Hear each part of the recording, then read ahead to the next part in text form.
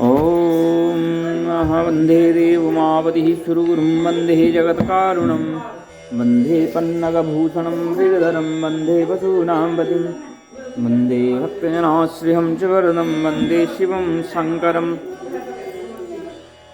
ॐ मेघानाद घटा घटा घट घटा घटा घटा दुर्घटा मण्डू कश्यपको वको वक वको वाको वको भूवको विद्युज्योतिचकीमकी चकमकी चाकीमकी दृश्यते इत्यं नन्दकिशोरगोपवनितः वाचस्पति पातु वाम् वंशी विभूषितकरानवनीरदाभात् पीताम्बरः दारुणबिम्बफलानधूष्टात् पूर्णेन सुन्दरमुखादरबिम्बनेत्रात् कृष्णात् परं किमपि तत्त्वमहं न जाने। नारायणं नमस्कृत्यं नरं चैव नरोत्तमः देवी सरस्वती व्यासं ततो जयमुदीरयते। सच्चिदानन्दरूपाय विश्वोत्पत्त्यादिहेतवे तापत्रय विनाशाय श्रीकृष्णाय वयं नमः। कंठे यस्य विराजते गरलं गंगाजलि मस्तके वामांगे गिरिराजराजतनयः जाया भवानी स्थिति नंदीस्कंदगणनाथ रुद्रसहिता श्रीतुंगनाथ प्रभु केदारांचल संस्थितो सततं कुर्यात् सदा मंगलम्। बोलो भवानी शंकर कैलाशपति महादेव की जय। बोलो राधा कृष्ण बांके बिहारी लाल की जय।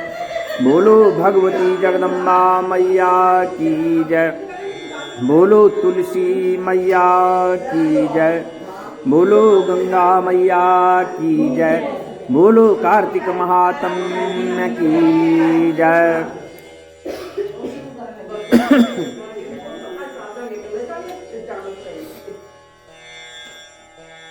इस प्रकार से जो है हम जो है जो राजा जो है राक्षस वेश हो गया, उसका राक्षस बनने का शाप मिला उसको, और उसने जो है ऋषि पत्नी को भी राक्षसी बनने का शाप दे दिया। इस प्रकार से जो है वो घूमते घामते भूखे प्यासे जो है वन में घूमते रहते हैं। इस प्रकार वह राक्षस और पिशाचिनी दोनों घूमते फिरते नर्मदा नदी के किनारे एक बट वृक्ष के नीचे आकर ठहर गए। उस बट वृक्ष पर गुरु का जो है निंदक एक ब्रह्म राक्षस रहता था। उन दोनों को वहां आया हुआ देखकर वह कहने लगा कि अरे तुम कौन हो और किस पाप से इस दशा को प्राप्त हुए हो। तब राजा ने अपना और पिशाचिनी का सारा वृतांत कहा कि अब आप अपना वृतांत कहो। राजा ने जो है अपने बारे में भी और जिसको शाप दिया था उस पिशाचिनी के बारे में भी कह दिया और कहा कि तुम भी तो पिशाच बने हो, तुम क्यों ब्रह्म राक्षस बने हो, तुम भी अपना वृतांत कहिए।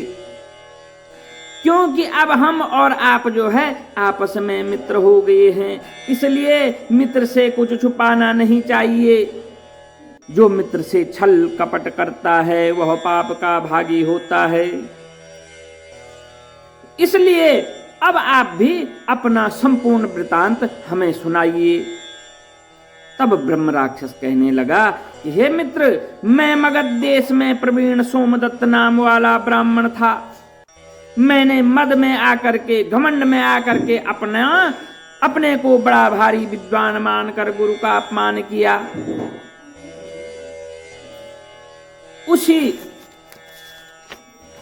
उसी पाप के कारण मैं इस दशा को प्राप्त हो गया हूं। इसीलिए कहते हैं कभी भी ऐसा नहीं सोचना चाहिए कि मुझे सब कुछ आता है, क्योंकि जो है विद्या तो ऐसे है जितना पढ़ो उतना और निकलता है। ये तो जो है ऐसी खान है, पढ़ते रहो और संग्रह होता रहेगा। हम कथाएं भी तो रोज सुनते हैं, एक ही बार सुन के हम तृप्त क्यों नहीं हो जाते हैं कि भाई हमने तो पिछले 2-3 साल पहले सुनी थी, हो गया, अब क्या सुननी है। हम बार बार सुनते हैं।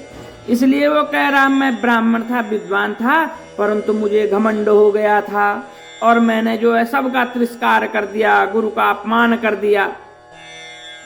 मैंने इस योनि में आकर, अब मैं जो है इस योनि में आकर के भूख से दुखित होकर के अनेक ब्राह्मणों को खा दिया है मैंने। अब जो है मैं इस, क्योंकि उसको साप ही ऐसा मिला है कि तू राक्षस मिले। राक्षस क्या करता है, कहते हैं ना, अरे भूत पिशाच सिमर गया का उसको।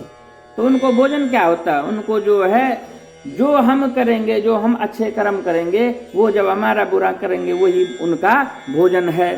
तो वो कह रहा है मैंने कई ब्राह्मण खा डाले। वो समझ रहा है कि मैं पाप कर रहा हूं, परंतु उसके शरीर के लिए वो जरूरी हो जाता है।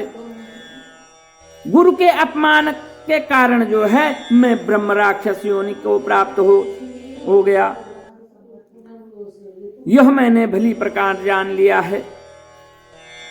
तब कलमसाद ने पूछा कि हे मित्र, गुरु की कोटि कौन कौन, गुरु की कोटि में कौन कौन से आते, गुरु में कौन कौन से गुरु कहे जाते हैं? यह सुन सोमदत्त ने कहा, वेदों को पढ़ने वाला, सुनाने वाला, नीति शास्त्र तथा वेदों की व्याख्या करने वाला। नीति शास्त्र जो होते हैं जिनमें कथाएं हैं भगवान की, वेद वो हैं जिनमें मंत्र हैं। जो वेदों को पढ़ने वाला, वेदों को समझाने, खाली पढ़ने से नहीं समझाना भी है। शास्त्रों की कथा को सुनाने वाला और सुनाने के बावजूद समझाने वाला, वो गुरु की संज्ञा में आते हैं।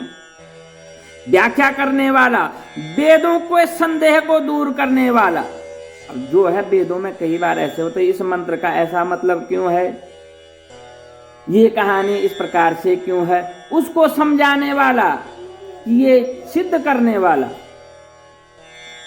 संदेह को दूर करने वाला, भय से रक्षा करने वाला। जो किसी को अभय दान देता है, अरे नहीं नहीं चिंता मत करो, सब ठीक हो जाएगा, बहुत बड़ी बात होती है। कोई अगर दुख में कष्ट में है तो अरे तुम चिंता क्यों कर रहे हैं, सब ठीक हो जाएगा, अभी देखो तुम, कल देखो, तो उसको साहस मिल जाता है, उसको वो गुरु वाक्य मिल जाता है। अन्नदाता, जो खाना खिलाता है, जो अन्न को दान करता है, और शिक्षा देने वाला, जो अक्षर पढ़ना सिखाता है, अक्षर ही ब्रह्म है, जो उसको सिखाता है। बुरे कामों से रोकने वाला, जो कहता हाँ वहां मत जाना, ऐसा मत करना, ऐसा हो जाएगा, वो तो पाप कर्म है, अरे वहां चले जाओ, वहां तो पुण्य का काम है, वो भी गुरु होता है। बुरे कर्मों से रोकने वाला, ससुर मामा, पिता, ज्येष्ठ, भ्राता, बड़ा भाई, गर्भ से मरण पर्यंत जो है संस्कार करनाने वाला, जो है जो जीवन के जन्म से लेकर के मृत्यु तक जो संस्कार कराता है, वह भी जो है गुरु की संज्ञा में आता है। अतएव इनकी वंदना करनी चाहिए, इनका जो है पूजन करना चाहिए। तब पुनः कलमसाद पूछने लगा कि तुमने अनेक गुरु कहे हैं, इतने गुरु कह दिए हैं, इनमें से कौन सा बड़ा गुरु है या सब बराबर हैं? तब सोमदत्त कहने लगा कि हे मित्र, यद्यपि हम राक्षस हैं, साथ ही भूख और प्यास से दुखी भी हैं, मगर गुरु की महिमा का वर्णन करने से निश्चय ही हमारा कल्याण होगा, क्योंकि कल्याण होता है गुरु की महिमा का वर्णन करने से। यद्यपि सब गुरु बराबर हैं, फिर भी इस संबंध में शास्त्रों की व्याख्या सुनो। वेद तथा मंत्रों का उपदेश करने वाला, धर्मशास्त्र तथा पुराणों की व्याख्या व उपदेश करने वाला विशेष गुरु कहा गया है। इसमें से प्रमुख गुरु वह है जो देव पूजन करावे, देव पूजा का फल बतलावे, पूजन करावे और उसका फल भी बतलावे, अथवा गुप्त मंत्र का उपदेश दे, जो गुप्त मंत्रों का तरह से समझाए। आज तो गायत्री मंत्र माइक पे बोलते हैं लोग, ये गुप्त मंत्र हैं। महामृत्युंजय मंत्र भी कोई गाने वाला मंत्र थोड़ी है। जो भी वेद मंत्र होते हैं, वेद मंत्र जो है मुंह से उच्चारण जोर जोर से नहीं गाए जाते हैं। गुप्त मंत्र होते हैं, उनका जो है महत्व खत्म हो जाता है, इनको कंठ के अंदर बोला जाता है। तो जो गुप्त उपदेश देता है, हमने गौतम ऋषि से धर्म, अर्थ, काम और मोक्ष के देने वाले सब पुराण सुने हैं। एक समय में महादेव जी का पूजन कर रहा था। उसी समय श्री गौतम जी वहां आ गए। मैंने खड़े होकर उनको प्रणाम नहीं किया, मैं तो बैठा था। कहते हैं ना कि हम पूजा कर रहे हैं, कई बार क्या हो जाता है, कोई अतिथि आ जाता है, श्रेष्ठ आ जाता है अपने से, जिसका आपको सम्मान करना चाहिए, वो आपके घर में आ गया, आप पूजा मंडप में बैठे, तो क्या होता है, वो बैठ गया तो उसका भी तिरस्कार नहीं करना चाहिए, क्योंकि वो जो है क्या होता, अतिथि को भगवान भी बोलते हैं, जो घर में आ गया वो अतिथि है। इसलिए वो कह रहा है कि मैं बैठा रहा। उसी समय जो है गौतम जी वहां आ गए। अब मैंने खड़े होकर उनको प्रणाम नहीं किया, मैं पूजा में ही लगा रहा। तब महादेव जी ने हमको गुरु का अपमान करने के दोष में ब्रह्म राक्षस बना दिया। अब महादेव की पूजा कर रहे थे, अब महादेव जी कुपित हो गए, अबे तू यहाँ लगा हुआ है और वहां ऋषि गौतम आ गए हैं, जिनका तुझे जो प्रत्यक्ष देव हैं, तूने उनका तो पूजन किया नहीं, वो तो बिठा दिए तूने कोने में, और तू लगा हुआ है अपने स्वार्थ के लिए पूजा में।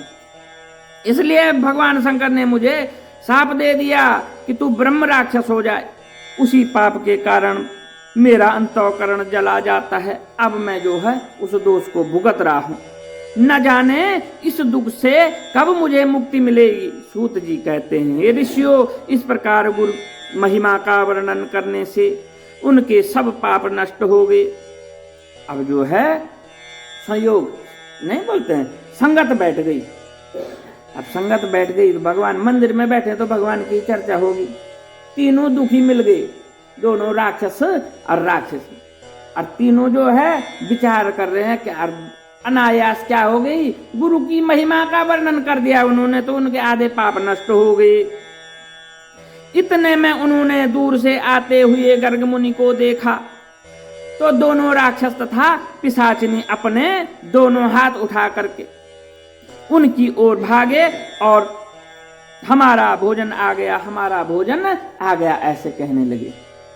पाप तो उनके धुल गए गुरु का वर्णन करते हुए, परंतु उनका शरीर राक्षसी हो गया है, और राक्षस शरीर है तो वृत्ति उनकी राक्षसी है। उन्होंने देख लिया कि एक ऋषि और आ रहा है, इसको भी खाना है, तो वो खुश होकर के भाग रहे हैं कि हमारा भोजन आ गया।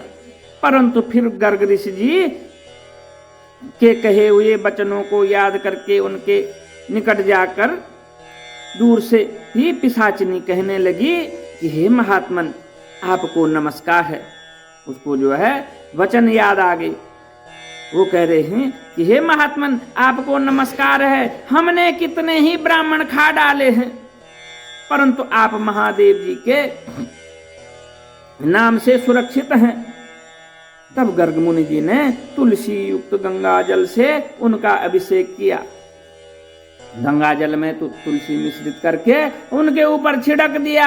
अभिषेक होते ही वे राक्षस देह से मुक्त हो गए। गंगा जल जो है और तुलसी जल जैसे ही उनके शरीर पे पड़ा, उनकी देह पूर्ण जैसे पहले थी वैसे हो गई, राक्षसीपन समाप्त हो गया और देव रूप हो गए। वो देव रूप हो गए। पुत्र युक्त ब्राह्मणी अपने सोमदत्त विष्णु रूप शंख चक्र गदा पद्मधारी होकर के गर्ग जी की स्तुति करते हुए विष्णु लोक को चले गए। जो है वो दोनों जो है विष्णु रूप होकर के और भगवान नारायण के धाम को चले गए और कलमसात अपने रूप को प्राप्त हो गया। और जो कलमसात राजा था वो जो है अपने रूप को प्राप्त हो गया और सोच में पड़ गया, सारे ये तो दोनों तो स्वर्ग चले गए, ये तो बैकुंठ को चले गए, मैं यहाँ कैसे रह गया। उसको इस प्रकार सोच में पड़े देख करके गुप्त रूप सरस्वती बोली। गुप्त रूप सरस्वती कौन होती है? गुप्त रूप सरस्वती होती है जब हम अकेले में बैठे होते हैं, चिंतन करते हैं, ये अच्छा कर रहा हूं कि मैं बुरा कर रहा हूं। अब जो है हमें जो है हमेशा हमारे अंदर की जो वृत्ति होती है वो अच्छे कर्म करने के लिए प्रेरित करती है, परंतु एक चंचल मन होता है, वो कहता है अरे छोड़ ना बाद में करूंगा, अच्छा पहले ये वाला कर लेता हूँ। तो उसको गुप्त रूप सरस्वती कहने लगी, अरे तू चिंता मत कर, तूने अभी सुख भोगना है, राज्य भोगना है। जब तू ये राज्य भोग जाएगा, तेरा जो है यहाँ कार्य पूरा हो जाएगा, तब तू भी जो है बैकुंठ को चला जाएगा। इन वचनों को सुनकर जो है राजा आनंदित हो गया। तत्पश्चात अपने गुरु का स्मरण किया और गर्ग ऋषि को प्रणाम करके श्री गंगा जी की स्तुति की। फिर विष्णु का स्मरण करता हुआ काशी चला गया। 6 मास तक काशी जी, गंगा जी और विश्वेश्वर महादेव के दर्शन करता हुआ अति आनंद के साथ अपने राज्य में आया। तब गुरु जी ने उसका अभिषेक किया। तत्पश्चात अनेक भोगों को भोग कर अंतकाल में मोक्ष को प्राप्त हुआ। सूत जी ऋषियों से कहते हैं कि इसमें आश्चर्य जैसी कोई बात नहीं है। भगवान का गुणगान करने तथा काशी का सेवन करने वाले, काशी भगवान का जो भजन करता है और जो तीर्थों का भ्रमण करता है, भगवान का भजन और तीर्थों का वर्णन। काशी का मतलब सिर्फ काशी से ही नहीं है, हमारे नजदीक में तो यहाँ पेवा है, वहां भी चले गए, वो बहुत है। नहीं है तो कपाल मोचन ही सही, जिसकी जितनी सामर्थ्य उसी को काशी मान करके डुबकी मार दी वहां है, तो वो भी टूट। तो कह रहे हैं उनका जो भगवान का भजन करता है, गुणानुवाद करता है और तीर्थों में जाता है, तीर्थों का सेवन करता है, मनुष्य उसको अवश्य में वह जो है मोक्ष प्राप्त होता है, उसको जो है मोक्ष की प्राप्ति होती है। परंतु किसको होती है? जो श्रद्धा भाव से करे, जो घूमने के भाव से नहीं कि कितना बड़ा मेला लग रहा होगा, इस भाव से नहीं, जो श्रद्धा के भाव से जाए कि भाई मेरे वहां स्नान करने से मेरे पाप धुल जाएंगे और जब मेरा अंतकाल आएगा मैं प्रभु के चरणों में विलीन हूं। इस प्रकार से जो इस कामना को लेकर के तीर्थों के दर्शन करता है, गंगा स्नान करता है, उसको अवश्य ही मोक्ष प्राप्त होता है। तो गंगा के स्नान से मनुष्य के करोड़ों करोड़ों जन्मों के पाप दूर हो जाते हैं। बोलो कार्तिक महात्म्य की जय। मल नेत्र कटि पीतांबर गिरिधरम मुकुट कुंडल कर लकुटिया सांवरे राधे बरम फूल जमुना धेनु आगे सकल गोपियन मनहरम पीत वस्त्र गरुड़ वाहन चरण सुख नित सागरम करत केल कलोल निसदिन कुंज भवन उजागरम अजर अमर अडोल निश्चल पुरुषोत्तम अपरापरम लीनानाथ दयाल गिरिधर कंस हिरणा पुष्करणम गल फूल बाल विशाल लोचन अधिक सुंदर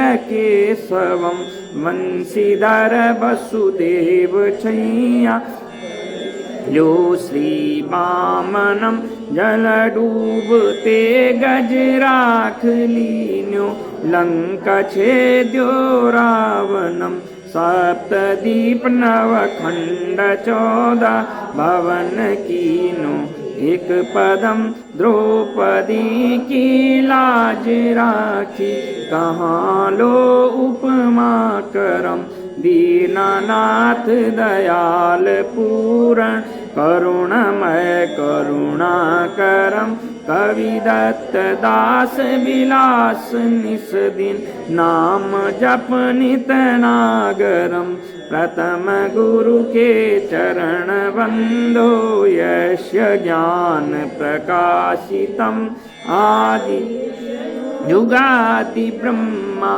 सेविते शिव शंकरम श्री कृष्ण केशव कृष्ण केशव कृष्ण यदुपति केशवम श्री राम रघुवर राम रघुवर राम रघुवर राघवम श्री राम कृष्ण गोविंद माधव वासुदेव श्री वामनम मच्छ कच्छ बराह नरसिंह पाहि रघुपति पावनम।